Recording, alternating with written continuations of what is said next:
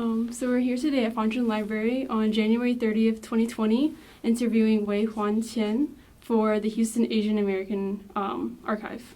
My name is Priscilla Lee. I am Sonia He. Okay, so the first question we'll ask is, where and when were you born? I was born in Stony Brook, Long Island in 1990. Okay, cool. That's in New York, yeah. Okay, cool. And then how would you describe the household you grew up in?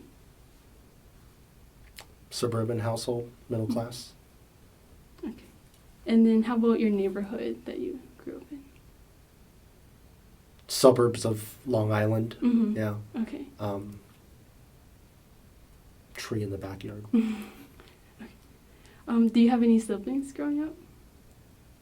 Yeah, I have a younger brother. He's 7 years younger than me. Okay, awesome.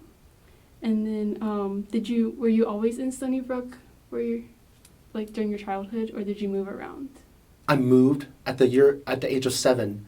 I moved from Stony Brook, Long Island, to Hsinchu, Taiwan, Mm-hmm. and I lived there for 2 years. And can you describe that process of moving? I don't know if you remember much from that age. My mom got a job as a professor of linguistics at the university at there, Tsinghua Mm-hmm. University. And so she took the job and brought me. My brother was just born. He was like 0 years old. But she didn't have time to take care of him. So he lived with my father's parents in Kaohsiung, which is on the southern tip of Taiwan. Meanwhile, my father couldn't get a job in Taiwan, so he stayed. He went to Philadelphia to pursue a postdoc at University of Pennsylvania. Okay. And what was he studying there? I don't know, like bioinformatics or something. Mm-hmm. He switched from forestry to genetics to like bioinformatics to like data mining. So, but he's in kind of like that genetics kind of, yeah, evolutionary biology Okay. kind of realm. Yeah, I actually don't know Okay. what his postdoc was. Yeah. Mm-hmm. So that was in 1997. Yeah. When you moved to Taiwan, Mm-hmm. and then you stayed there until you're 9 years old. So Yes. did you attend the local schools there? I started off attending what was called an American English school, meaning they use English, and it's for people who, I don't know, it's for Americans, Brits, or whatever. And then my mom didn't enjoy it. It was too similar, or she didn't like me being there. It was too similar to just be in America. So then I went to public school. So just straight into public school. In Taiwan? Yeah, right in Taiwan. And I was like way behind because you have to learn all the characters and everything. Yeah. Can you talk more about why she didn't like you being in a educational situation that was similar to America? I guess I was like in a bubble. Oh, okay. I don't know. Mm-hmm. Yeah. Okay.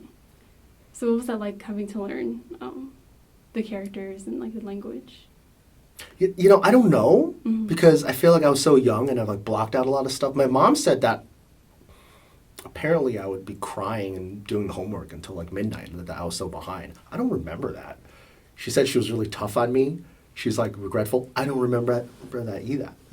I just remember going to Taichung, where my mom has 4 sisters and 1 brother. So it's a big family, and playing in the rice field with my cousins.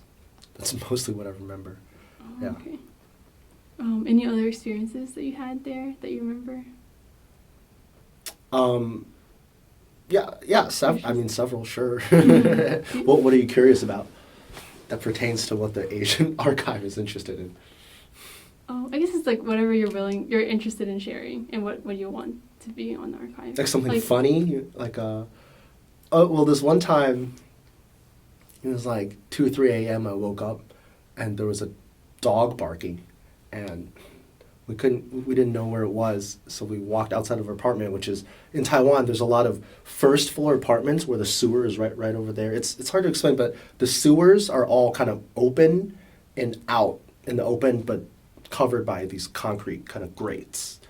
And apparently there was a tiny little baby dog, a little puppy, that was inside the sewer. And so we rescued it, but it was trying to follow us home, and my mom was like, I can't take care of it. So we put a box on it.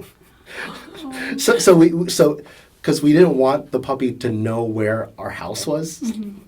Otherwise, it'd be like staying out there, and I'm like, you should take him in a bath. My mom was like, no, and so she like walked to the back of led it to the back of the apartment, put a box on top of it, left it, and we never saw it again. Sorry. Okay, so I guess where did you, how was your, I guess, migration like after you moved away from Taiwan? My mom says that there was a moment where she saw my brother. Every now and then during the weekends, he'd drive up with my grandparents, and she didn't really recognize him, and my brother had some mannerisms that were similar to my grandparents, and so she realized that she wasn't raising her son, and so she decided to quit her job. So she just quit her job and moved in with my dad. So we flew at the age of 9. We flew from Hsinchu back to Philadelphia. So I went back to America after 2 years being a Taiwanese kid, and then my mom became a housewife. Okay. And during those 2 years, did your dad ever visit, or like vice versa? Maybe once or twice. Mainly we flew to Philly during the summer. Oh, okay. I just remember at the time, being a 9-year-old, I had flown on more flights than most other 9-year-olds. Mm-hmm. Yeah, I was like very used to being on a plane. Oh, okay. Yeah, being back and forth. Mm-hmm. So can you describe, I guess, your experiences in Philadelphia? Like going to, I guess that would be 1999. Yeah, well, I was placed in ESL, English as a second language. In 2 years. 2 years is a very long time in those formative years. I mean, I was a Taiwanese kid. I didn't know anything, so it was a large cultural gap, Like kids would make fun of me for not having heard of Britney Spears. I didn't know what that was. She was like a celebrity, but I said celebrity. I just couldn't say words right. I just didn't know English very well. So I was kind of a foreign kid, from Taiwan. I counted in Chinese Mandarin. I dreamed in Chinese Mandarin. It took me like 2 or 3 years for me to start counting. Like if instead of I'd be like 1, 2, 3, 4, 5. So for the Englishness to be inherent in my bones rather than the Chineseness in my dreams, my dreams would all be in Chinese, and then eventually as I assimilated, there's something kind of in your spirit, assimilation. It's not just culture, it's like who you are. So slowly over time, maybe 6th grade, 7th grade, it took many, many years for me to start dreaming in English. And so now I'm like fully English now. Yeah. Oh, okay. Yeah. And so your mom became a housewife, and then your dad was still studying and doing his postdoc? Yeah, he was getting his postdoc, and then he got a job at the Medical College of Wisconsin. And so we lived in a suburb of Milwaukee. So we moved to Wisconsin. Okay, when was that? 2nd semester of 5th grade. So Oh, okay. a year and a half after. So it must have been 2000. Oh, okay. So what other, how was it like to be moving around so much? I know you said you were on airplanes more so than other kids would be. Yeah, so like a lot of kids, they've gone to one elementary school, right? I went to 6 elementary schools. I don't even know which 6, but my mom said I went to 6 different elementary schools. From the one in Stony Brook to the 2 in Taiwan, the American one, the Chinese one, the one in Philly, Hales Corners, Wisconsin, and then Glen Park. Is that 6? Yeah. Anyways, so yeah, it's like kind of part of who I am now. Just being the new kid, being in new environments is part of what I assume is the status quo. And whereas all my other friends assume the status quo, which is there's a continuity from one year and next. There's a continuity of culture, there's a continuity of friends, of weather, of who your people are, who you have at birthday parties. But I didn't have that sense of continuity. Yeah. It wasn't really jarring until I moved to South Carolina. So that was the tough move, since I made a lot of friends in Wisconsin by then. Okay. Yeah. And how long were you in Wisconsin before you moved again? I moved 9th grade. my dad's department, I think, shut down or lost its funding. So he was looking for a job all over the country. Then he found a job at Clemson University in Clemson, South Carolina. And so ninth grade, we moved. Okay, well, so that was when you were just starting high school. Yes. So Okay. eighth grade was in Milwaukee, and then ninth grade was in Clemson, South Carolina, which is very different. Kind of rural-ish southern part of the U.S. Yeah. Did you live, or I guess going back to like when you were in Wisconsin and I guess the formative years of like going to elementary school, do you know like what subjects you were drawn to the most? I don't think I was really drawn to any particular subject. Mm-hmm. Okay. I started playing the trumpet. So I joined the band, and I enjoyed it. Yeah, and so Okay, it awesome. stayed with me all my whole life. Yeah, Mm-hmm. up until skipping into college, I want to be a music major. So, anyways, but it definitely stuck with me. Yeah, throughout high school. Okay. Yeah, so I guess music. And then, or I guess how did you discover the trumpet? There's a sheet of paper that the band sign-up sheet had, and said, write 3 instruments you'd like to play. 1, 2, 3. I think number 1, I don't know why. I don't know how kids think. I was like, oh, sure, I'll play the trumpet. That's it. Oh, okay. It was completely arbitrary, completely trivial. And I ended up playing it for like 10-something years. Yeah. That's awesome. And then while you were moving, do you remember like what kind of values your parents emphasized to you? Traditional Taiwanese. I don't know. Well, first of all, we weren't religious, so there wasn't a lot of there was no Jesus, hell, that kind of stuff.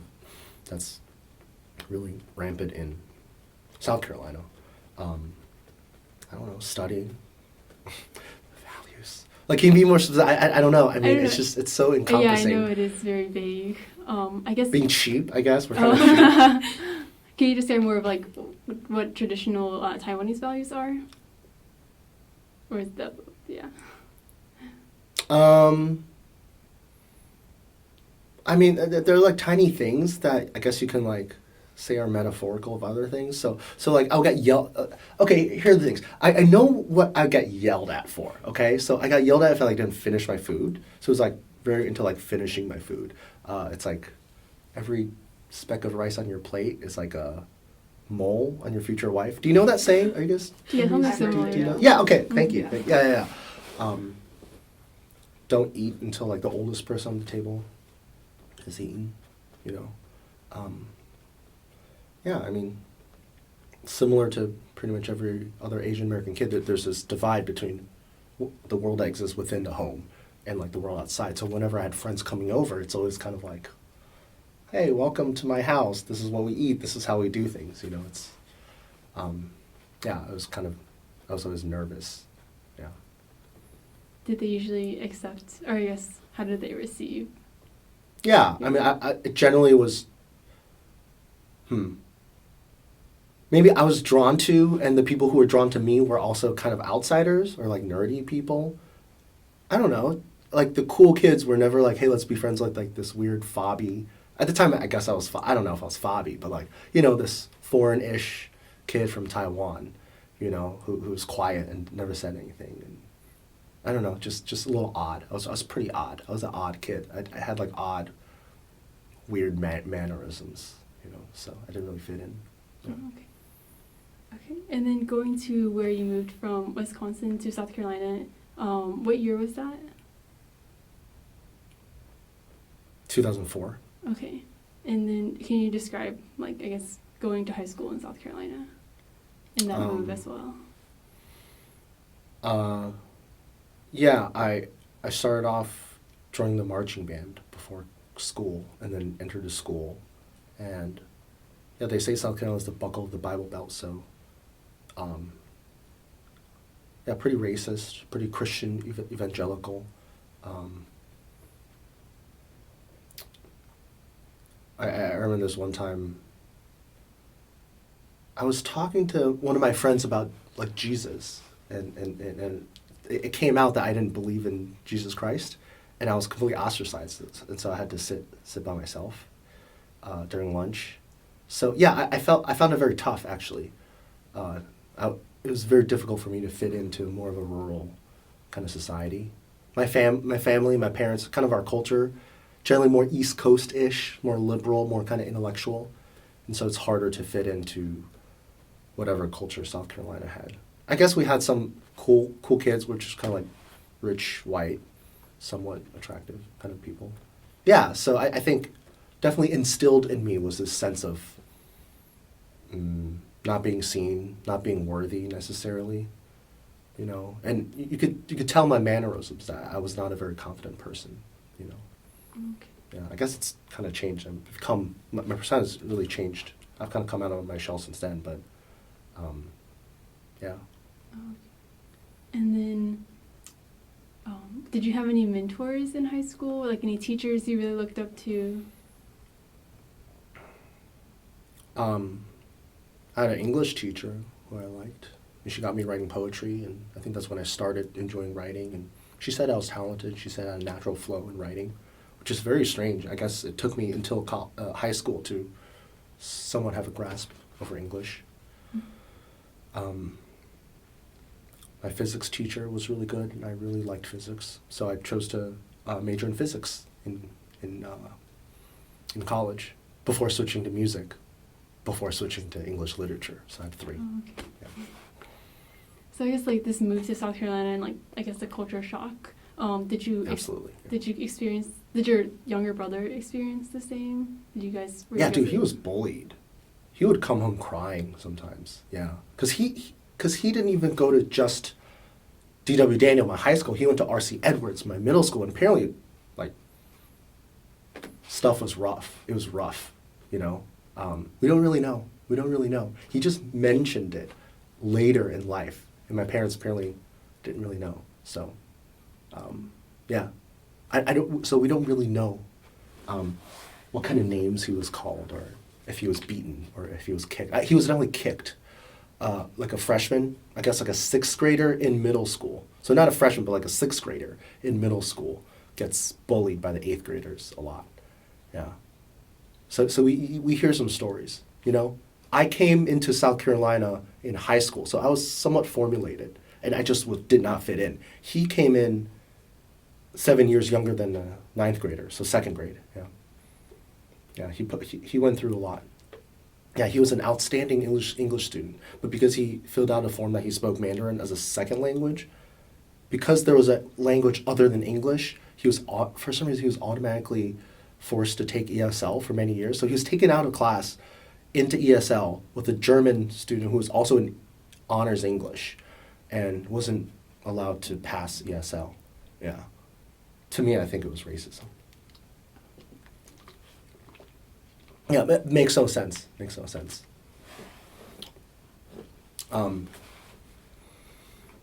Yeah, for me, it was just about finding the other kids who didn't fit in.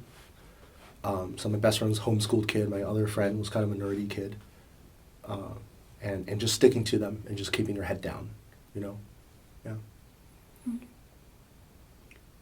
And then I know you said you really stuck with like trumpet and like music in that way. Was music also like an avenue of like safe place or safe space for you?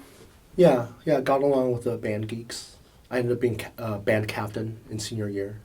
So yeah, I was the trumpet section leader and everything. So I was in concert band, jazz band, marching band. So that was fun, yeah.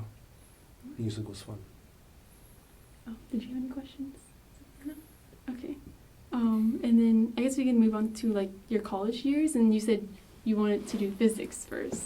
So how was that like, I guess, I assume like you wanted to move out of South Carolina, so like applying to like colleges and stuff. Yeah, my mind was focused more on the life experience of college, not necessarily the academic pursuit. That's why I was not interested in any nice school. I mean, my dad made me apply to Yale, Emory, Rice. I think those were the top ranked schools. Wasn't very interested in those schools. Thought Rice and Emory was two in the South. Yale. I was just like, I'm not interested in high achievement. This is not something I was interested in. I just wanted to be somewhere that was a big city with culture and music and diversity. So I landed in Boston. Yeah. And at what university? Brandeis University in Waltham, Massachusetts, which is just a skip and a hop from Boston. Oh, okay. Yep. So would you like on weekends? Would you like go to Boston? Yeah, I probably went into the city more than most other students I knew. Yeah. Yeah, just take a shuttle there. Mm-hmm. And what kind of things did you like do in Boston? At first, it was just outings and just being completely amazed at what a large city offers. You know, I was definitely a country kid in a big city, so I just had this amazement at everything, which led to curiosity, which led to this drive that perhaps led me to become a good journalist later in my college years. And so later, as an arts journalist working for the college newspaper, I would go into Boston and cover concerts, performances, almost every weekend and write about them. Yeah. Okay. And then, can you describe more, like I guess, your academic journey at Brandeis? Yeah, I was a physics major. My first class was electricity and magnetism, and I got a C minus. And I don't think that was high enough to count. It's high enough to count for a credit, but not enough to count for a credit to go towards a physics major. And so I was like, okay, I'm not going to hack it. I can't do E&M. I'm not doing modern. I'm not doing, you know, Einstein, Hawking, that kind of stuff. I'm not doing particle stuff. It's just too much studying. There's too many, like, friends to play music and drink and smoke with, and girls to, you know, invite over to watch movies. You know, there's just, like, too much stuff to do that I didn't want to spend too much time in academics. I felt like a waste of college. So yeah, no physics for me. It was on the music because it was the only other thing I knew that I was interested in. And then I decided I was probably never going to be a musician, not professionally, so I quit that and then landed in English literature, which is a nice little default, which, you know, doesn't really mean you've made a decision on anything. You're just studying literature, you're just studying words. That doesn't mean, you know, it doesn't really mean anything. It's like being any, you know, sociology, you know, yeah. It's a nice little default major, and I grew to love the written word, yeah. So what year in college was that when you finally like switched to English literature? Sophomore year, I think. I ended up taking like 3 English classes first semester, 3 or 4 English classes second semester. So I really just cranked those English classes out and caught up. Yeah. Okay. Yeah. Can you describe like your most enjoyable or like the class that you took that you remember the most? Well, Intro to English was interesting. You know, usually Intro to English is kind of old white guy teaching you about other old white guys. This was a Caribbean professor teaching us literature, a lot from the Caribbean. And almost most of our syllabus was women or women of color. And this is before I think universities were really like heightened about, you know, diversity of English departments or different departments, that kind of stuff. It just so happened Intro to English was taught, and it was a lot of world literature. And so I ended up taking a lot of world literature, Latin American, revolutionary era, magical realism, or post-colonial British, post-colonial Indian literature. I took a class that was just called Salman Rushdie, so the whole class was about Salman Rushdie. It was awesome, you know. So definitely always drawn to things outside of the canon of, I don't know, Canterbury Tales or whatever. You know, I never read that kind of stuff. I was always drawn to more modern things, more global texts. Yeah. Okay, awesome. And then can you describe how you got involved with you said student newspaper or the... Freshman year, I was really bad. I was so bad. I was writing about video games and restaurants. Was it mostly video games or restaurants? Just whatever I was interested in, which is a random thing. I'm kind of like just like a, you know, I don't think physics would have worked with me. I'm just kind of interested in whatever that weekend. You know, I'm very interested in a different thing every week. So I think journalism really worked out for me. So I would write something about the Indian restaurant, write something about this video. Oh, the first article was about Spore. Do you know Spore, the video game? Yeah, by Will Wright. Yeah, the creator, I think, of The Sims and Sims City. Yeah, so my first article was writing about this not very good, weird video game. But I was so bad, and I was so bad with deadlines. I would miss the deadline so many times that the newspaper came up with a new policy that allowed them to ban writers from working for the newspaper. And they did it for me, and I think Alex De Silva, name drop, Alex De Silva, who was also really bad with, I think so. I think it was him. But yeah, so I was threatened to be banned from writing. Also, I think it was either freshman year or sophomore year, I reviewed a graduate music concert. So a concert performed by the musicology, graduate music degree people at Brandeis. So they were older than undergrads. And I wrote something, and it was like mixed or kind of negative. And so the graduate music department wrote an entire letter chastising me. And so this is my first hate mail. And it said I was unprofessional, and they were very snarky, and they pointed out several mistakes I made. And then the editors sat me down and asked me if I was upset, but they just said, we're going to have to publish this article publicly chastising you. And I was really scarred, and I was like very afraid to set foot in the music department, and I decided to never write an article ever again. So I stopped writing for the newspaper. In what year was this again? Was it sophomore year? No, I think it was freshman year. Oh, still freshman I year? think it was second semester freshman, yeah. Yeah, so I decided to quit. I was like, this is too much. I've upset too many people. It's not worth it. I don't even like writing too much. I hate writing. I'm going to quit. And I just dropped out. And the newspaper didn't really like me anyways. So I just didn't, I never wrote again. I mean, until later, you know. Oh, okay. I guess thinking about like that piece that you wrote now as like a professional like journalist, are there any things that you wouldn't have said, or do you still like stand by publishing that? I think they got really offended when I said it was apparent that they were first and foremost scholars of music and not performers of music, because they weren't performance majors. I don't know, I just didn't think they were very good. Yeah. So I had to realize that writing kind of negative or mixed reviews makes people really mad. You know, that's something I'm kind of realizing now too here. Yeah, I ended up writing for the newspaper again, and ended up being the arts editor.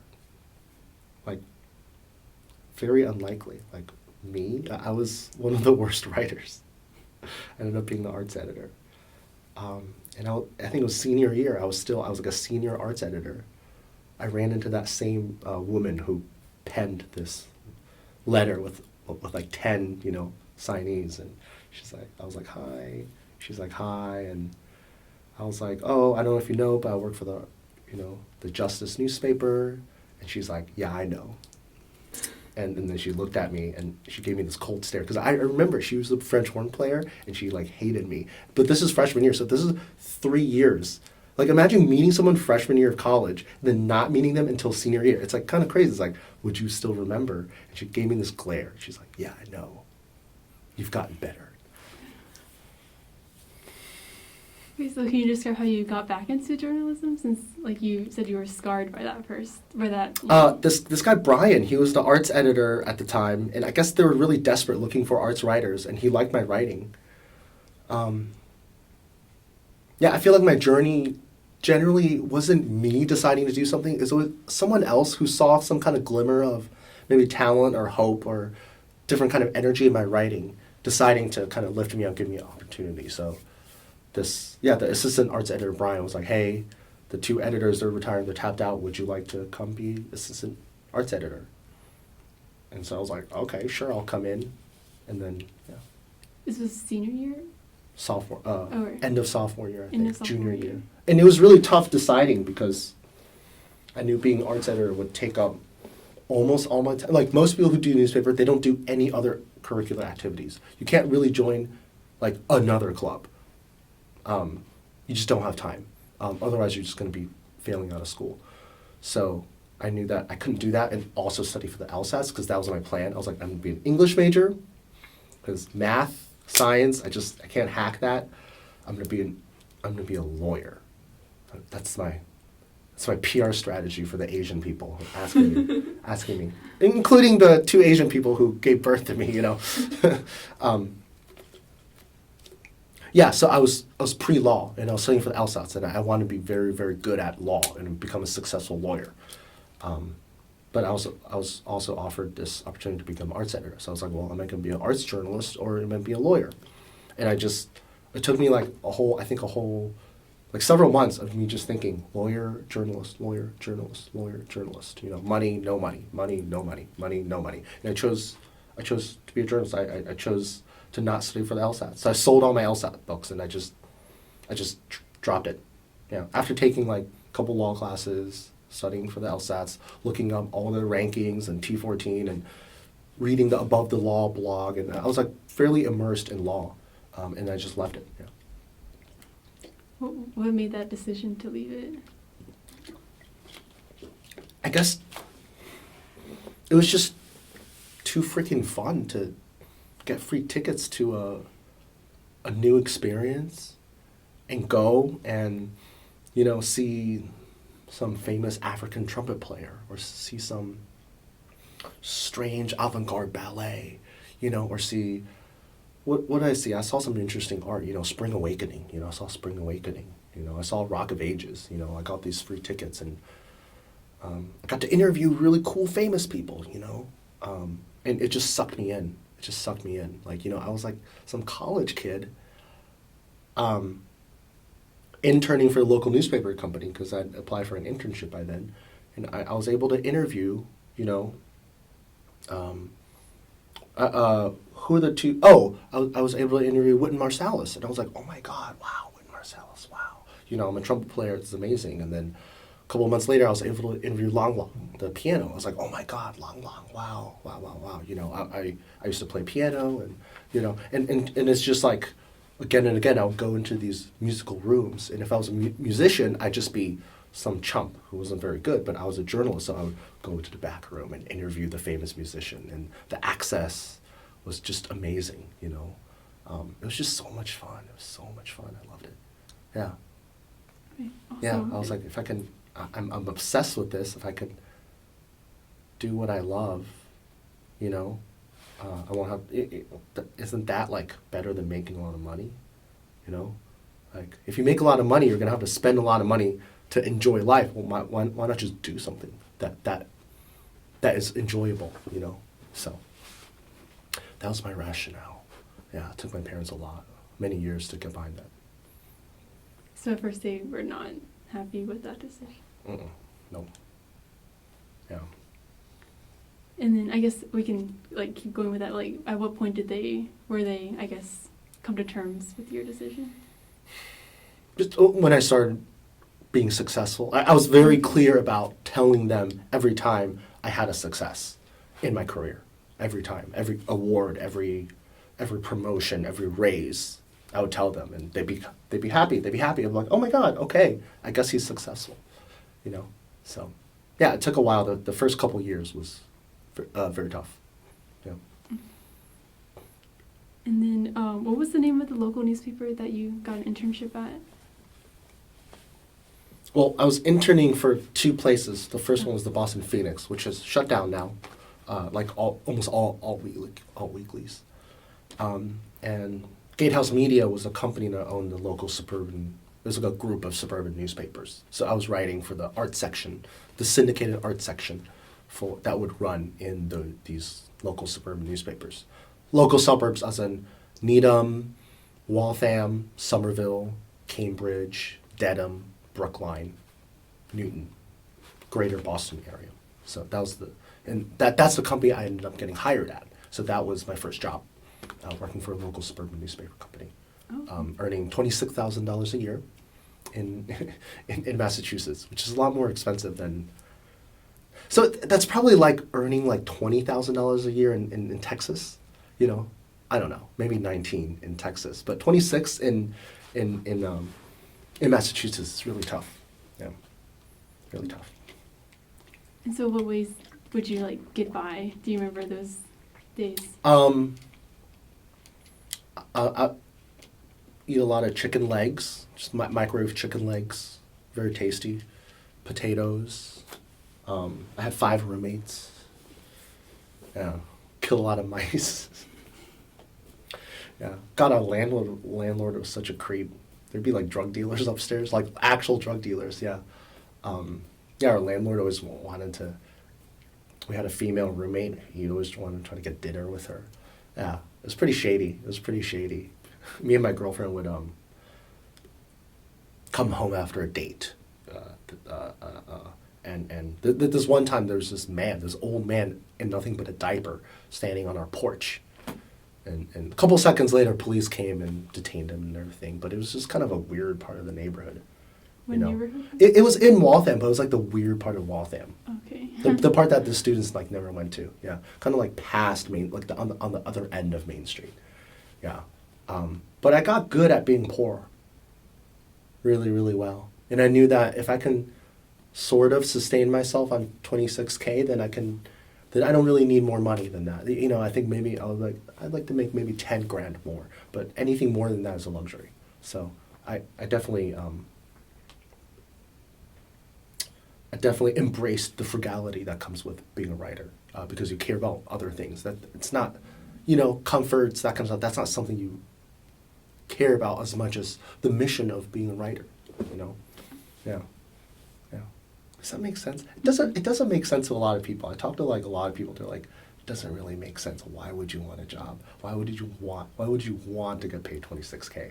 And I'm like, it's hard to explain, but it makes sense. It's just hard to explain. So you mentioned you're doing for the mission of a writer. Can you describe that mission in your terms? Yeah, I don't know. I guess it was kind of a reaction to this. Well, I definitely. I needed to make a decision. And I felt like if I did law, it was like not making a decision. It was just kind of like following in the footsteps of what I think other people want me to do, which is what a lot of the Asian kids did. They always kind of did this version of what they think their parents or what they think this world wanted them to do, which is generally, I don't know, I mean, like John Yoo, you know, went to Stanford, ended up working for NASA. Right, Eric Pan went to Rice, did consulting, and now he's at Accenture. You know that they had like very like they're always very successful, and I had to like carve my own path. You know that I have my own NASA, or I have my own, you know, investment banking, or I have my own like, you know, being accepted to be an intern at Massachusetts General Hospital or something like that, you know, or saying, you know, Beth Israel, something like, you know, it's like just the other paths that people took after graduating and seeing, especially on Facebook, people posting really wonderful things happening in their career. I had to figure out what exactly was the thing that I want to do, and am I able to take my fate within my own hands and live life as if it's an adventure and perhaps not like a passive kind of ticking off of duties and that kind of stuff. Yeah. And then I guess how would you describe success in writing in journalism? Is it like based off like how others like react to your article, or like the feeling you get, you know? Well, yeah, definitely in a small town, knowing when your journalism makes an impact feels great. Winning an award feels great. The industry is very based around awards, winning contests, and writing the best piece of thing and having, you know, well-known editors judge it and say this is the best piece of feature writing in the New England area, et cetera, et cetera. Yeah, to me, I definitely had my eye set on the kind of mainstream elite establishment. So somewhere like NPR, New York Times, New Yorker, New York Magazine, LA Times, Washington Post. But at the time, I didn't even care about that. I just wanted to be in a larger city than Needham, Massachusetts. And then I went to Lafayette, Indiana, in in the year 2014, so 2 years after I graduated. So I was in a small town in Indiana, and then, kept on moving up, kept on moving up, kept on moving up. Within the world of newspapers, generally, the larger the newspaper is in the larger the city, and the higher your salary and the higher your prestiges. Yeah. Yeah. How would you describe how you learned how to, I don't know if this is the right term, but like learn how to write these cultural articles? Did you take like a journalism class at Yeah, Brandeis? I took classes. It's probably, I think writing is different than something like cello. I think cello, there's a basic path to learning how to do cello because there's mechanics around it. The mechanics of writing is very different because the writing is kind of like kind of like a reflection of who you are and how your brain works, right? Someone with a brilliant brain, it's like a professor. Like, how do you become a brilliant professor? Well, it's a reflection of who they are. It's that you can't really learn to become brilliant. And so it's a combination of cultural enrichment, reading, studying, analysis. I think for me, the key, like the thing that I did that other writers didn't do was really, really, really analyze the writing of a piece rather than just, let's say I did a big story about a witness in the impeachment hearing with Donald Trump, right? I feel like because it's so newsy, I would just be focused on getting the facts, right? But like when that piece of story comes out, what is the structure? What is the poetry? What is the rhythm? Like, how are the commas laid out? What's like the arc? What are the different kind of like inherent symbols that are interlaid within the characters and everything? This is, I mean, if I taught a journalism course, I would probably have to spend like a whole semester trying to get at like how do you become a good writer? I have these old notebooks that, so this is what I do essentially. I would work my 40. I mean, it was really a 50-hour work week. But I get paid for 40 hours. And then on the weekends and at night, I would read David Sedaris, Malcolm Gladwell, Roxane Gay, Wesley Morris, Pauline Kael, Roger Ebert. I would Nora Ephron, I would read people who really had something going with their writing, and I would try to figure out what that was. And I would analyze the commas. I would analyze the tone. So I found this sheet of paper where I took this passage from Malcolm Gladwell and I completely analyzed every single element that you can. There was this young writer, I think who is at the Washington Post now, but I really admired her writing, and so I would try to copy her writing. But there's this piece that she wrote about Waffle House closing down, and it was beautiful, a beautiful piece of writing. And so every time I wrote a piece that had nothing to do with Waffle House, I'll be like, okay, I want to write that piece, but transpose it, right? I want to transpose it. And so I would mimic her rhythms. I would mimic the way she used sound, the way she used smell, the way she used action, the way she painted a picture, like really get into the craft of the writing and just kind of imitate, So yeah, I took this very seriously. Anything that was great, I don't want to read good stuff. I want to read great stuff. I would print it out and I would underline every single element. I would outline it. It's intense study. You have to assign yourself a lot of homework that no one assigns you. Yeah. And today it took me I think it took me like maybe 7 years to get good. Yeah. It took me a long time to get good. in the sense that you develop your own rhythm Yeah, or which is kind of a composite of everyone else you've learned from. You can't really come up with it by yourself. It's like this synthesis, Yeah, kind of like a musical composer or a poet. I always viewed it as like an art form rather than a kind of like, mechanical craft of reporting facts and everything. And then going, I guess, back to like your Brandeis career or Brandeis experience, what was like your favorite article or like the article that you like remember most to this day? That I wrote at Brandeis.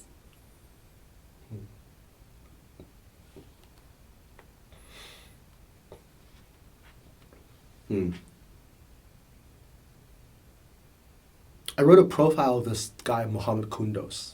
I loved him. He was wonderful. I joined, sophomore year, I joined an Arabic fusion band called Mochila, and it was based on the foundation of peace and coexistence between Arabic and Jewish people.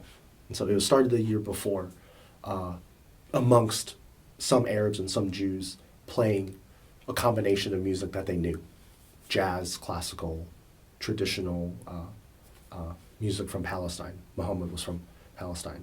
And so I was recruited into this group, and we played, and it was fantastic, and I loved it. And so I did a profile on him, and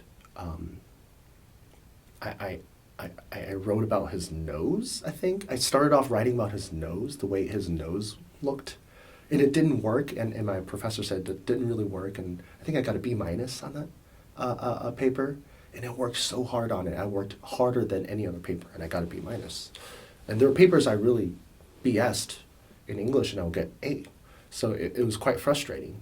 But I really remember it because I think that's like the not good piece that led to like the piece after. You know, it's like the piece where you're still trying to figure things out and trying things that don't work. So I definitely tried a lot of things with that piece that didn't work. And I really liked that. The piece didn't turn out that great because I was trying things, you know. Something about Muhammad with his statuesque nose. I don't know. Something, maybe it was too artsy. Like it carves the air like a piece of stone or something like that. You know, it's like something kind of just like what, you know, like who is this guy? Tell us about who this guy is. You know, it didn't really work, but I really liked what I was going for, you know. Okay. Which is like Hemingway or something. I don't know. I don't know what I was going for. And so was that a student organization on campus or like an outside? It was a student organization. The year before, they were really successful. They went to New York and played. They recorded an album. I think they got some grants too. Yeah. I mean, yeah, they were quite good. So it was so much fun playing. You know, improvising on a trumpet with Muhammad's tabla and his ode, you know. So yeah. What other activities were you able to like participate in at Brandeis? I was part of the executive board of this organization called BC3. It was called the Brandeis Chinese Cultural Connection. So the Brandeis Chinese Students Association. Mm-hmm. And this is at the time before that group was taken over by International Chinese. At the time, it was kind of on the cusp of more Asian, like kids who grew up in America, rather than kids who grew up in China. At the time, I think the international Chinese population was starting to surge. So this was kind of like that cusp year. And so that was a lot of fun. Travis, my best friend, I just talked to him just now. Tina ended up being my girlfriend for 3 years. Karen, I lived with for many years. And so we were a very tight group of Asian kids hosting Jackie Chan movie night or asking our Chinese professor to teach us how to make dumplings, and boba tea night is like really, really easy. So we had a lot of boba tea night. Yeah, it's very popular. So that was really fun. What else did I do? Yeah, mostly music, Asian stuff, film. I loved film, so watching a lot of movies and taking film classes.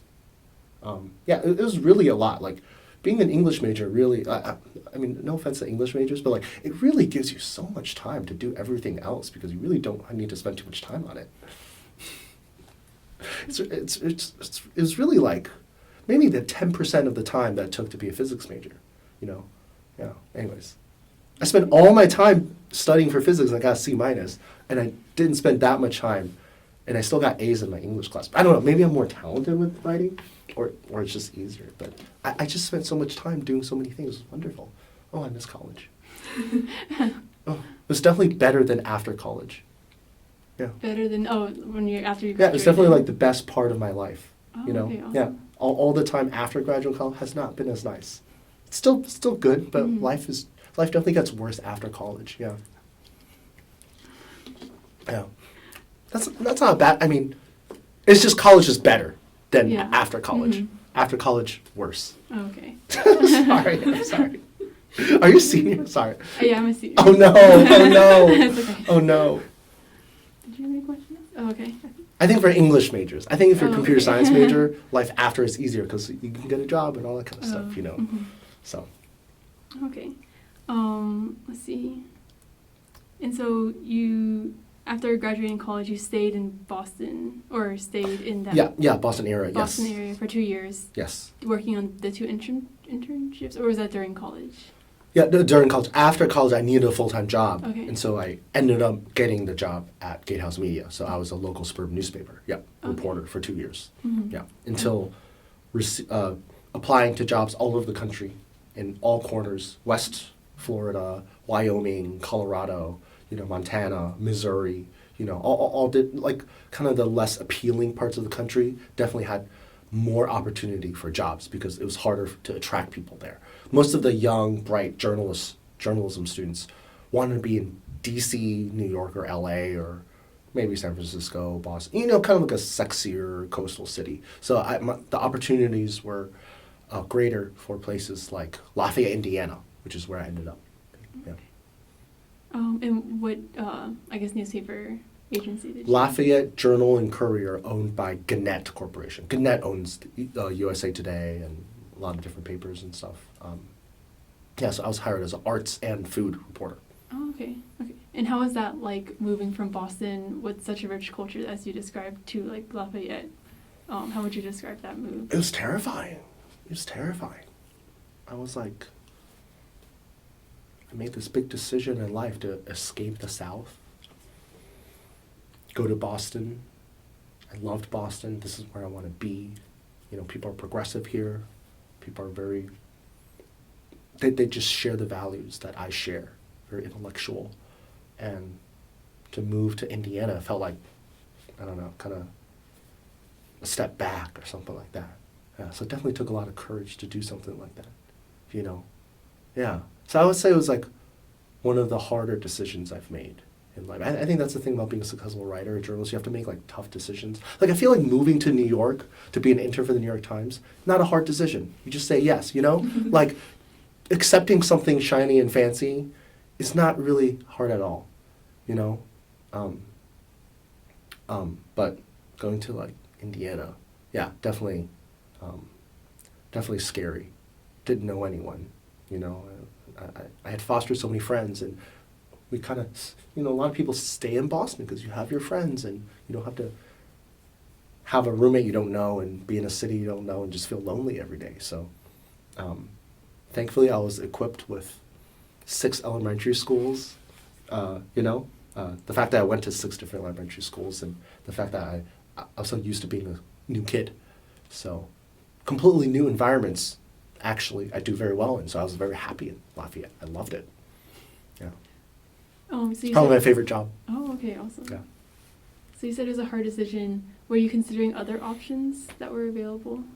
No, options were not no, Okay. not really any other options were available. This was really the only job that called me back for an interview. Oh. I really couldn't.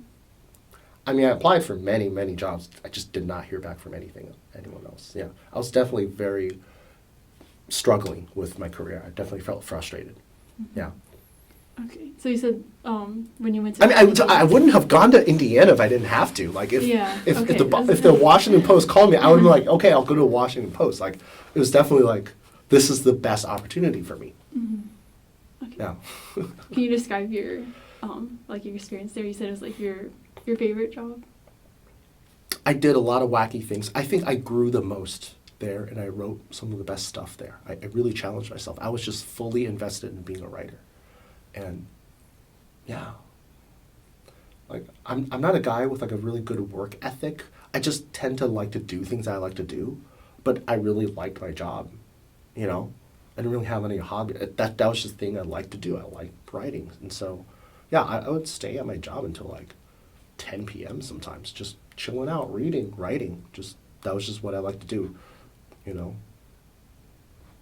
Nothing else really mattered to me, Yeah, it was great.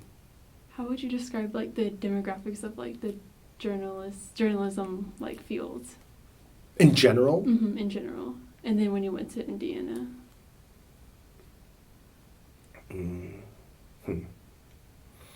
Demographics. I'm generally like the only Asian person in the newsroom. Although newsrooms like me being Asian, you know. Newsrooms tend to be more progressive. Definitely leans. I would say Houston Chronicle is a better example of very male, very old, more conservative. Gannett was different. Gannett had this obsession with, I would say, an unspoken obsession with BuzzFeed and what BuzzFeed represented, which was more revenue and kind of young people and people of color. And so definitely Gannett was beginning to hire kind of young, sexy people. Women of color, people of color, queer people, Asian people with high Twitter follower accounts or something like that, or good online brand. And so I came at a time where newsrooms were kind of had this dichotomy of old white male copy editors and crime reporters, and this new influx of new digital natives or whatever, you know. What year was that? Well, 2004 was when Gannett started really doing everything, and then I ended up being promoted or hired to the Indianapolis Star. And the Indianapolis Star, under Gannett, definitely was very interested in innovation and new young voices and personality. I think they were trying to. Do you guys know the Try Guys? I feel like they were trying to be the Try Guys. Oh, okay. Yeah, they're trying real hard, but never did such a great job because you're still working for a newspaper, and a newspaper has fairly traditional ethics, and that's kind of how what newspaper functions. And so, I don't think Gannett really turned into BuzzFeed, you know. Yeah, so that was always a very interesting time in my career when I was pushed to innovate and kind of put my diverse face everywhere. Yeah. What can you describe what ways you innovated in your career? Well, I just did wacky things, I guess, and like in Lafayette, one of the news stories I did was me and my friend would eat Chipotle for a week, and I would cook at home for a week, and we'd track our calories and our prices, because I was all about home cooking. He said he wasn't for home cooking. He said there's not enough time, and Chipotle is healthy and good enough. And so our designer drew a comic of us bantering about food, and so it was like this multimedia spreadsheet project with videos and comics and us, you know, cooking food and tracking our calories and everything. Yeah, I did pretty wacky stories in general, you know. How else did I innovate? Yeah, I don't know. I was never really that interested in innovation. I think if I was interested in innovation, maybe I could have been a MBA and gone to Silicon Valley. But I just really wanted to write. That's what I want to be. I don't want to be an innovator. I just want to be a writer. You know, and maybe innovate within writing. But you know, I didn't want innovation as in the way I think a lot of people define innovation, which is create a new product that drives a new source of revenue, you know, from an untapped market. I think generally that's kind of what innovation kind of means. But it's masked as with this idea of being creative and doing something new and kind of daring and exciting. But under the guise of a corporation, it's really about making money. It's really about numbers. Yeah. So can you describe what your favorite article was that you wrote out in Indiana, and then also a little bit about the culture there? My favorite, I really enjoyed, I reviewed Yo-Yo Ma, that was fun, and I interviewed him, that was fun too. I did a lot of interviews, and I just had a lot of fun times doing those interviews. My favorite story I did a profile on this writer named Roxane Gay, who was a professor at Purdue University, and this was right before she published this book called Bad Feminist, which ended up being very, very popular, about being a feminist, but being okay with not being a great feminist, being a bad feminist, which is enjoying things that are problematic, and maybe that's okay. You know, let women enjoy the things they want to enjoy, even if those things are rooted in patriarchal norms or something like that. These were all ideas that I was very, very new to. And so I got to sit down with her and interview her, and really, I had to write about the experience of, you know, an overweight African American immigrant Haitian woman, you know, who had a history of, you know, abuse. And so for like a straight guy from the suburbs to write about that, like to really write from her perspective, it was extremely challenging. It was extremely challenging. But it really prepared me for this wave of social awareness and wokeness that was to come. You know, that was it was like we were on the precipice. And I think Bad Feminist came out at the perfect time, around 2016. This is before Me Too. This is before Oscar So White. And this is, I think, the same year as Ferguson, or around the years of Black Lives Matter. And so I was able to position myself to start thinking about journalism in a completely different way, you know, and start writing and thinking about identity. And yeah, identity, class, gender, power, you know. Would you describe that as like one of your like intentions in writing, like what topics that you were interested now in writing about? I don't know, man. I've gotten so much hate mail. I've gotten so much flack for writing about identity that I kind of don't want to do it anymore. It's just like not worth it. You know? Yeah, I've been threatened to be sued. Someone made an allegation that I like did some shady things with an actress or something like that. It was very strange. It wasn't like a straight up fabrication of a story. It was like an implication that I was a nasty person. Lots of hate mail talking about me, personally attacking me, being ostracized by large organizations, you know, like large organizations making big organizational decisions that was against me. You know, these include the Alley Theater, the Houston Grand Opera, and the Asia Society.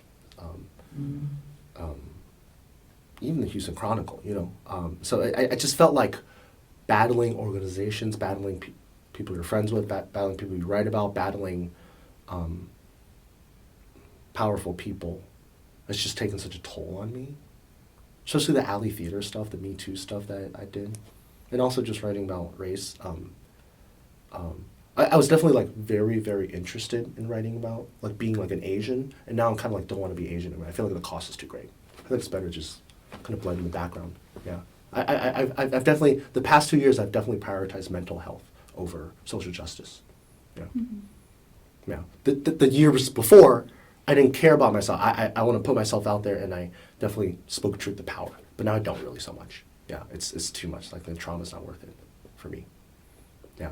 Yeah, the Houston community really does a good job of beating people down and kind of silencing people who try to speak out, and I think it's just too rough. It's like in South Carolina. Like I couldn't have really changed what South Carolina was. You know, I couldn't convince anyone about race or religion or that kind of stuff. And I think Houston has been fairly similar, and so I've somewhat given up. Yeah, and resigned myself. That's actually kind of surprising to me, since like Houston's like one of the most diverse cities in the U.S. Yeah. And you would think that would equal like being able to voice your own unique opinions and stuff, but I guess it doesn't translate to that. Yeah, it's definitely in the world of working for the Houston Chronicle, writing about theater, writing about classical music and opera. The people who hold the power definitely have very, very conservative values, definitely. And there's not really a culture of kind of being raw or speaking out or challenging organizations or institutions, that kind of stuff. It's definitely more of a culture of silence, culture of complacency, perhaps, a culture of maintaining the status quo, and a culture of like money. I think it's a culture of money. You know, catering to people with money, catering to oil and gas, you know. So yeah, I think I've realized I don't really fit in, and I don't want to be like the lone wolf anymore. It's not really like my jam anymore, you know? Yeah. Yeah. I'm not like angry enough of an activist or an activist enough to really, be so fierce and to fight every day like a battle, you know? Yeah. So have you found any of your fellow colleagues who've also experienced this like ostracizing based on like what you've written and trying to like speak your opinions, but then having pushback? I don't know. I mean, I don't really talk to that many people at the Chronicle, Mhm. so every now and then I'll come across someone I kind of relate to, but you know, I'm still dealing with the hurt and the fear. So yeah. But yeah, no, I guess part of it has been like I haven't really found like that group. If I was part of a group, maybe it'd be a little different. But because a writer is individualized, you have to kind of take the full brunt force. If I was part of like this, if there's this organization called like the Asian American Activism and Arts Coalition of Houston or whatever, which doesn't exist. There's no organization like this in Houston. I don't think Houston wants that kind of organization. Maybe, I don't know. But if there's like an organization that would do the calling out in, hey, screw you, Alley Theater, hey, screw you, kind of like be a little bit of a troublemaker and kind of call truth to power. I could be part of the organization and the organization could get flack and that'd be okay. But because I'm like this siloed entity, it's just too hard to be like a siloed entity, Yeah. So can you describe how you usually know what to write about? I guess do you have a boss who tells you to write about this showing performance, or do you just seek them out yourself? Well, I started out with a different boss. Now I have a second boss. The first boss definitely gave more assignments. He was definitely more opinionated. Robert would generally have me do the assignments that kind of fall within the realm of being a theater critic and also write about classical and opera. Carrie kind of gives me a lot more leeway now, so I can write stories about, Crazy Rich Asians or different kind of culture things. Watchmen, I got to write about Watchmen, movies, TV, bars. So I definitely have a lot more leeway now. Generally, I think if a writer comes up with an idea and the editors hear it and it fits into the conception of what editors think would be good content for what they think would be good for the Houston Chronicle, for their conception of the Chronicle. So you're working under the constructs of a lot of what makes a good story. Well, it depends on what your editor thinks makes a good story, and then you have to pitch this, and then the editor talks with the other editors about what makes a good story, and then the story materializes and doesn't get edited into something else. So you really have to. For me, at a paper like Houston Chronicle with such a history and such a identity, you really have to kind of fit the mold of what the journalism is. Yeah. So it's me being aware of what the Chronicle would accept and me kind of pitching stories that I'm interested in that I feel like would have a high chance of them accepting. Yeah. Oh, okay. Yeah. So how would you describe the Chronicles, what fits their story? I would say it's not too different from other newspapers, so there should be a news element. I think sometimes I think a little too creatively.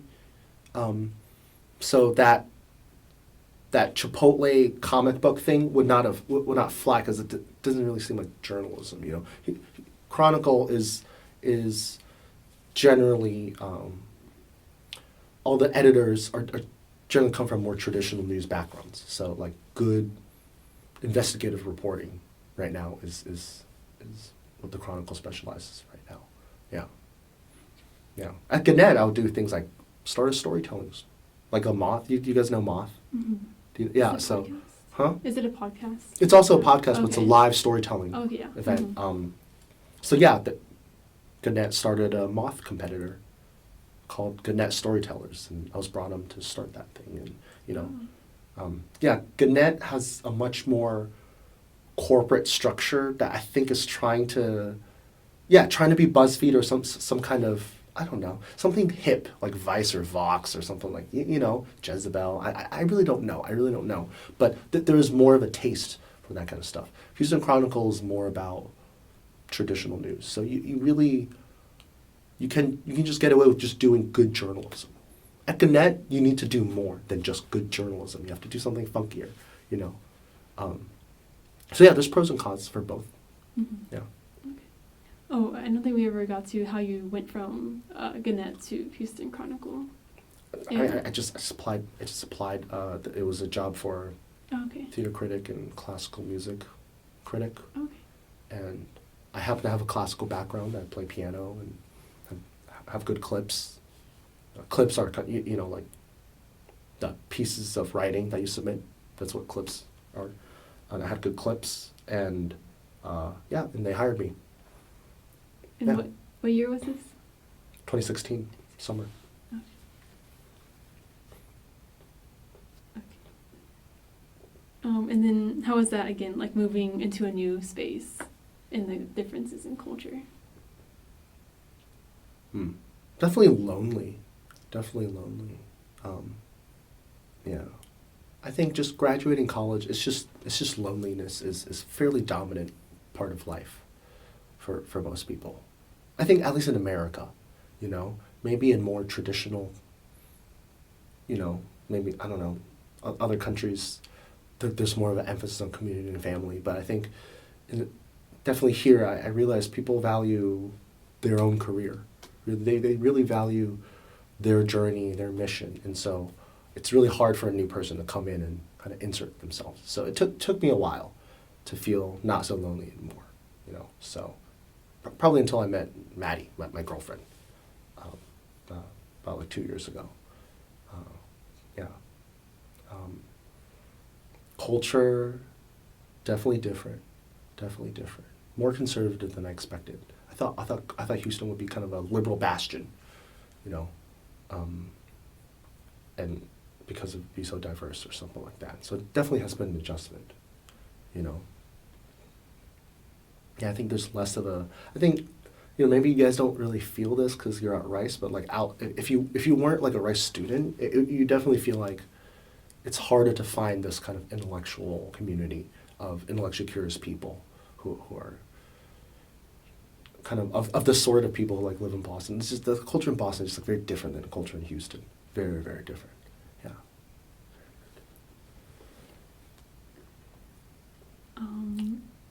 Let's see. And this kind of refers to, like, I guess your whole career as a writer, but how do you generally approach a film or performance, and how do you go about writing about it, and what angle to approach it at?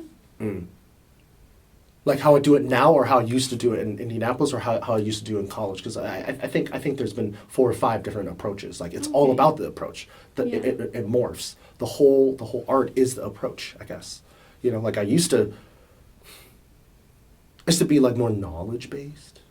So like let's say I'm going to see The Irishman. I would watch a lot of other Martin Scorsese movies, you know, go see The Irishman, take a bunch of notes, and like stress over all my notes, and like I have all this information, and it would like turn down into a piece of review, you know. Under the approach of identity, I would find some kind of angle about, you know, how cinema mythologizes, you know, white men or something like that. You know, that's one of those approaches. And then another approach for me sometimes would just be not a lot of thought. Not a lot of thought, mostly intuition and motion. So I would drink, I would have friends over, I'd be kind of distracted, I just watched a movie. And when like 30 minutes were for a deadline, I just would force myself to write something. It would pour out of me because in 30 minutes, if I don't turn it in, I'm in trouble. So like this deadline kind of forces all of the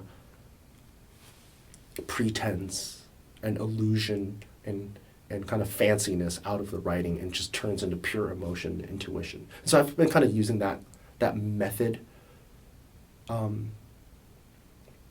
You know, so it's like if we're talking and it's like you're kind of getting to a point.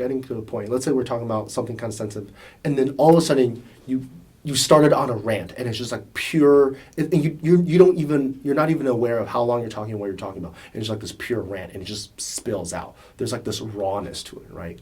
And so I try to make my writing like that, and then you edit it, you know, because it needs to be edited.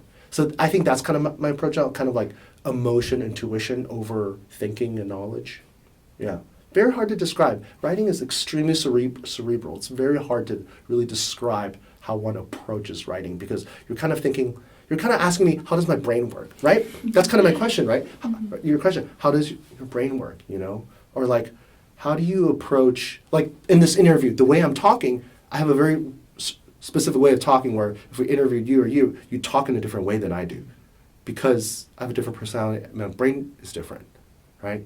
The way I talk, the rhythm, the words I choose to use. I'm generally not really thinking, I'm just thinking about not using the F word, but like every other word in the entire English language is there for me to choose, you know? And so how do I choose those? Do I really specifically choose it or does it come out of me in some kind of organic kind of process, right? Like there's some questions that you're asking me that you kind of just, I'm thinking you didn't write down, you just came out of it because it had to do with Taiwan. You didn't write anything down about Taiwan because you didn't know. So how did you come up with that? Well, I don't know. You just have to learn conversation, you know? So sure. So for me, for writing it's like learning this process of having a brain that is expansive and kind of curious and really well educated on all the different ways to think about art and movies. And the only way you figure out is you just read all of the great critics and great writers, and you always challenge yourself. And then when you write that piece of writing, it's a reflection of the kind of critic you are, the kind of writer you are. You know, it's really not so, you know, it's not so scientific in a way. You know, I could be like, well, first of all, you know, I think from a basic level, I can be like, well, I always say who the director is, and I tell the audience why we're writing about it, and I'll describe some of the important scenes, and I'll talk about how I related to it, and I'll give it a context. You know, like I'll tell you, like I think I'm past thinking about that because I already know all the things I need to do for a review. So for a less experienced writer, you need to say things like, well, you need to approach it from the perspective of, well, mention the director, talk about the director's previous work, and contrast it with his current work and how this work says, you know, what this work says about society or something like that. But because I already know I'm supposed to do that, I don't think about that.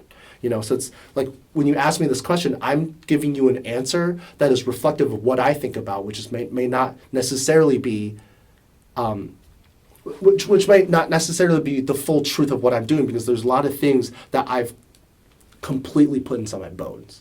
Does that make sense? Mm-hmm. Yeah. Yeah. I know it's like a long answer, but it's very hard for me to explain. It's like a cello. It's like there are things about playing the cello that the cellist has already put inside his brain. Like Yo-Yo Ma is not thinking about a lot of the mechanics because it is in his bones already. So I think the key to being a writer is getting certain habits and getting certain reflexes inside your bones so you don't really think about it anymore. You know, like when I'm talking to you right now, I have okay grammar, not perfect grammar, but when you transcribe it, it'll have run-on sentences and fragments and ums and ifs, but mostly the sentences end. So the way I talk is also an expression of what is in my bones on how I learn to talk and the grammar I use. And, yeah. Okay. Although I think if you transcribe that whole sentence, I don't think it'd be great writing. It'd be a little bit ranty. It'd be a little bit too long. Yeah, I would definitely edit that down. Okay. Let's see. That didn't make sense. That made a lot of It sense. made sense, Because, yeah. I mean, it's asking, like, about an artist, and it's hard to describe how you approach something like that. Yeah, I mean, there's some writer. They were asked how they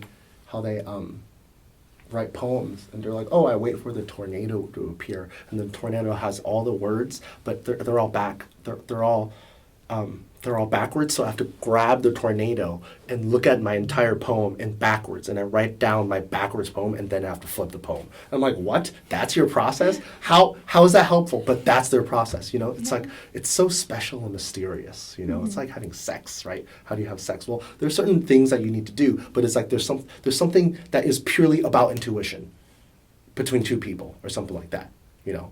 I guess in the metaphor, it's like you and the piece. There's an intuition that you have to feel between you and the Irishman. How do I feel about the Irishman, you know?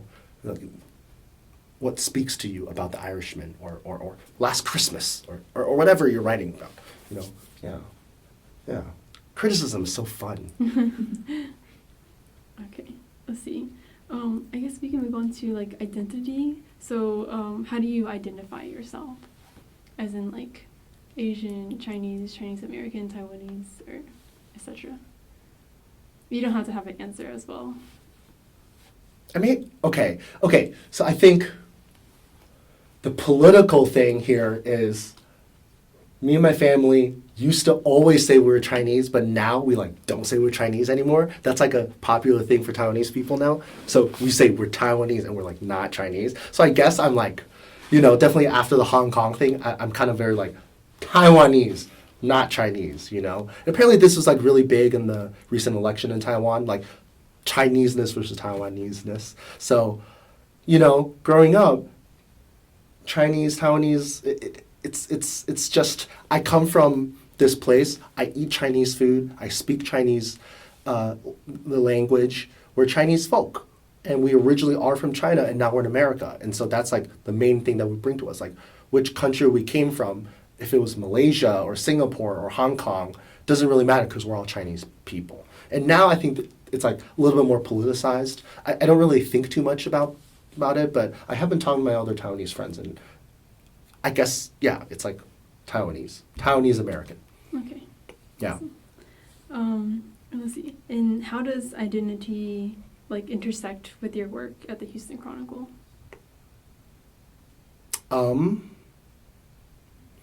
My identity as someone with more progressive values informs the way I approach criticism. My identity as a POC definitely places me in a certain world of journalists, of POC journalists, of being part of the Asian American Journalists Association, or being part of people who, you know, we had a conversation about, oh, hey, the Houston Chronicle had a white writer interviewing a bunch of other white Americans about Chinese New Year. Maybe it would be nice to have some Chinese people involved in like the writing of Chinese New Year. So it's not this weird explanation of some white lady explaining to people what Chinese New Year. You know, having this awareness of identity, you know, within journalism. I mean, this is a very popular and very common conversation in journalism, which is how we cover communities. What communities do we cover? Do we not cover? You know. For a while, I considered being like Frank Xiang. Frank Xiang's like the Chinatown reporter for the LA Times. So I think every Asian has like this decision, like how Asian will my work be? And Frank Xiang writes about Asian people. You know, he's fully, and he writes about his story, and he writes about restaurants and the whole culture. And there's some reporters who that's not so important. And I think I'm somewhere in the middle, like. Every now and then, when I feel like it, yes, it's an important part of. I want to bring who I am to the table. But again, I'm pretty fatigued because I've been writing about racist practice, exclusionary practices within the theater world, and it's been very tiring. And I think I've been pushing the conversation towards acknowledging, you know, discrepancies in terms of casting, in terms of just who gets their story told, but. It's just really tiring to be that guy, like that Asian guy or that person of color guy all the time. So I would say it definitely changes every day. It depends on how I'm feeling. It depends on if, like a lot of times I'll see something happen, I'll be like, am I going to say something or am I not? And a lot of times I'll be like, it's not worth it. Pick your battles. You know, just let it slide. You know, let someone else be angry about this comment, but I'm just going to pretend it didn't happen. You know, culture of silence, right? Culture of complacency. I'm just gonna play into the culture of silence and complacency. And other times I'm like, okay, this is my moment. You know, this is when, you know, when I saw this opera, it was called Nixon in China, and I just felt it was very off and almost to the point of offensive. And I was like, okay, I'm gonna be angry. You know, I don't think opera can just be racist and get away with it. I think it's okay for people to get called out. And so I did it, and it caused a bunch of ruckus. Yeah. Yeah, other parts of my identity. Yeah, but definitely, yeah. Yeah. Let's see. Oh, and earlier you said as a POC, as in like mean people of color. Yes. Just so we have on the record. Yes. Okay, cool.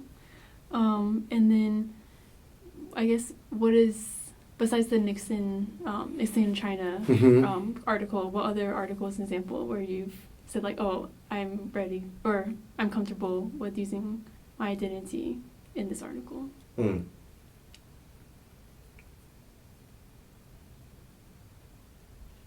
Mm-hmm. It's probably like five or six. There was a play. There was a play called Dialogues on Grace, that was about fostering dialogue on racism. That was done at 14 Pews. So rather than approach it as a review, I want to write about myself. So I wrote about this experience at Frank's Pizza one night, where this this white woman, came in and was very drunk and ended up yelling at me and said, "You're a dirty communist. You have a tiny penis." And so it was very embarrassing for me being called a communist with a tiny penis, and it really made me very aware of my Asianness. I was like, okay, I guess that's how some people see you. Like, you know, it takes some alcohol to get out of the system, but I think sometimes when a white person sees you, they think that because it's been spoken out loud before, and you know, it's not just Trump. I think it's just like polite people. They really think that, and they just hold it in, and they're like, "Hi, hey Priscilla, how are you?" You know, so that piece, Dialogues on Grace, was about kind of how people interact and how people think about each other. And so I decided to write about my experience, my brush with kind of realizing how certain kinds of people think of me. So, you know, just because of my face, I'm a dirty communist with a tiny penis. And she went like this. She went like this. You have a tiny penis. You have a tiny penis. Screw you, you dirty communist. And so, very jarring, very jarring. And I think writing helped me heal. You know, writing helped me reclaim the narrative. It helped me understand what happened and how I felt about it and contextualize it. And so, without writing, without this gift of the written word, it would have just been a crappy thing to have happened to me. But now it's not such a crappy thing to happen to me. It was a thing that happened to me that I learned, and that is part of the larger conversation. So it wasn't so crappy anymore. I'm not like glad that happened, but it was, you know, it was part of my story. You know, if there was like a movie, I would not edit that out. That's an important part. You know, so yeah, there's that element where I use my identity in the literal form of using first person and writing about myself. You know, yeah, covering the gala scene. I talked about how I was eating really expensive food and drinking wine, and I mentioned at the end of this piece about gala that I drove home in my hand-me-down Honda Accord. And so it was this awareness that I really don't fit into this arts and culture scene because I'm not rich. I don't come from an extremely rich family. And so there's a heightened awareness of like my like middle classness, and my middle classness as a journalist and not someone working in oil and gas or someone who's not an engineer. So yeah, I think class sometimes gets into it, especially when you're talking about opera, symphony, you know. Yeah, that there was a production of Madama Butterfly that was at the Opera in the Heights, and I wrote about that and Miss Saigon and other pieces that that were commonly used as examples of Orientalism in culture. And so, you know, I didn't use who I was as in used first person, but I used my brain in the way my brain worked, which has thought about the way Asians have been portrayed in society. You know, so in Miss Saigon, there's a scene where Vietnamese people speak Vietnamese, but none of the people had ever really talked to Vietnamese people, so they just came up with gibberish, right? So there was a time in culture when Asians are represented, and when they speak, the white writers come up with gibberish, what they think sounds like an Asian language, you know, and so that's an example of Asians being very far from the center of the conversation, right? And so I think knowing that history is very important, you know, and knowing kind of like what it really means historically to have. There's this new show called Nora from Awkwafina. Nora from Mhm. Brooklyn, and it stars Awkwafina and co-stars Bowen Yang as like her sassy gay brother or something like that, or a friend. He's a cousin. The cousins, Yeah. okay, and I just feel like it really takes a lot for our culture to go from Vietnamese people saying gobbledygook, and also Miss Saigon is based off of Madame Butterfly, about an Asian woman who, because she can't be American, she kills herself, right? So there's like this mythology of American superiority over the third world Asia, right? And kind of what Asia has to offer are kind of beautiful, timid, submissive kind of prostitutes, essentially, female prostitutes. So to go from that to a Golden Globe winner, kind of fashion rapper, being in a funny comedy, taking bong rips, is the everyday normalness of the TV shows that Awkwafina is going to be offered now. Probably for the next 20 years, she's going to, well, depends on how her career goes, but for the next several years, her and Bowen Yang and maybe some other people, maybe John Cho, you know, all these other people will perhaps show just how far things have come. And I think for a long time, that was really a big part of my mission as a writer, which is to document and chronicle what's going on in culture. I think if I fully recover psychically from the trauma I've incurred from the hate mail and the backlash, I can go back to being fully invested in what's going on in American culture, which is extremely, extremely exciting. To bring it back to kind of the personal nature of this interview. But right now, I see Awkwafina, and I'm very excited for her, good for her, but I'm not fully engaged in culture right now because I think my spirit needs to take a break because of a lot of things that it's just, we don't have time to get into, that involves different organizations, different interpersonal kind of dynamics that have really screwed up my relationship with writing and my relationship with being a public Asian figure. And right now, I think my psyche really associates trauma and pain with being publicly Asian. And so right now, my psyche wants to protect me and say, don't be publicly Asian. Not necessarily hide it, but just kind of brush it by. The same way most other, well, I would say maybe most other Asians do, you know.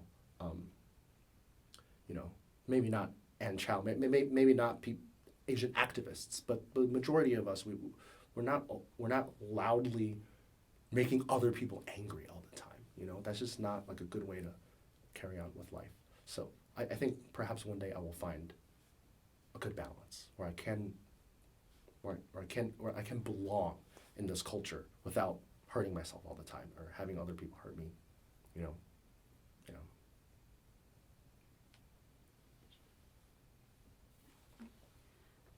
Yeah, thank you so much for sharing your stories.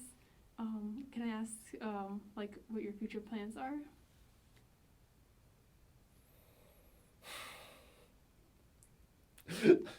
Not really. I'm really thinking hard. I Yeah. can't really say because Okay. I'm pretty tired, Mm-hmm. honestly. So it's just I can't really say. If you asked me maybe 2 years ago before all the backlash, I've been like, I want to keep on doing what I want to do. Maybe I'll do it at the New York Times or the LA Times or the Houston Chronicle, and I want to continue writing about culture because that's what I love. But that's not my answer. The answer right now is I don't know. Okay. You know, yeah, That's it's a really valid it's really answer. too bad. I know people keep saying don't let the haters win. You're letting the haters win. If you stop doing this stuff, you're letting the haters win. I'm like, dude, just let them win for 1 second. I just need to recover. You know. Mhm. So I think my future plan is just to recover a little bit, to regain my edge and regain the fire that's Mhm. burned out a little bit. Yeah. You know. Okay. Last question. Because we're kind of running over time, but Yeah, I definitely feel like it's been like an hour and a yeah, half. yeah, it's an hour and a half. You're Yep, exactly see? right. I have a good interview Wow. sense. I guess our last Yeah, hour question, and a half. since it has been an hour and a half, is there anything else you'd like to add that we haven't discussed or we didn't ask about during the interview? Okay. Okay, great. Yeah. Thank you so much Thank for you. coming in and letting us interview you. Yeah, thank you. Yeah. Thank you.